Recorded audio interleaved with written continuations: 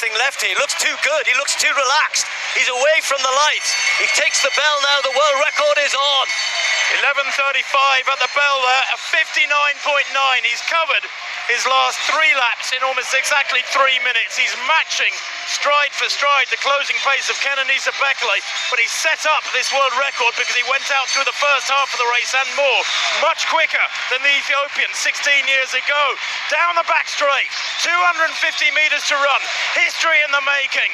Julian Wanders there with Switzerland, waving him on, is being lapped now, and hardly surprising. Great runners will be lapped by this man as he goes into the final 200 metres.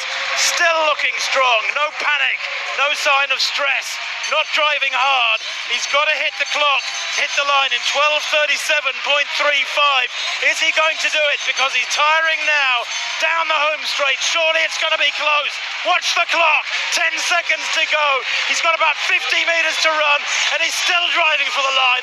At last he grimaces and looks mortal, but there, 12:35.37. The world record has been broken by almost exactly 2 seconds, and he's still smiling.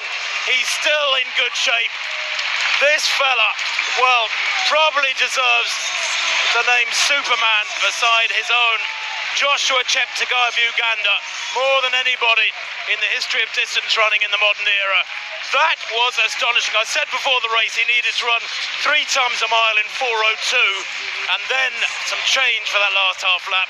Well, he's just run 3 times a mile in about 4:01. That is just hard to comprehend. What a performance, Tim, and I love the way he did it. We've talked a lot about paces changing and picking up.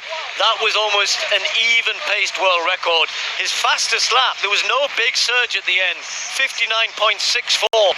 Most of the other laps were within a second or so of that. 60.7, 60.6, 60.4, a couple of 61s in there, just lap after lap after lap. And then he set himself up. He was tired at the end. He has every right to be tired.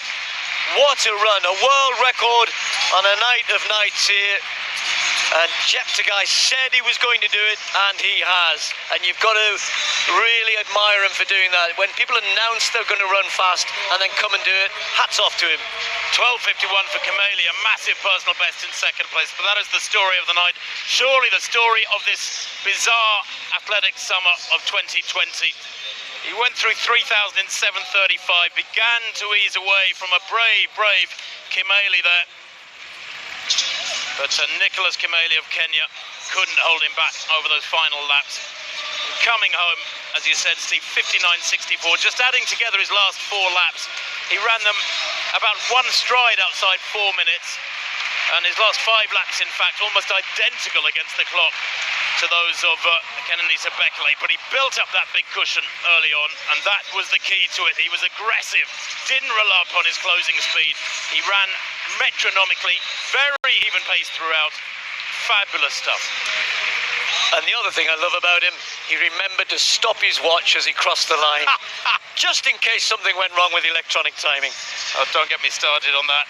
Marathon runners holding their hands up in front of their faces, they break the tape because they want to stop their own watch.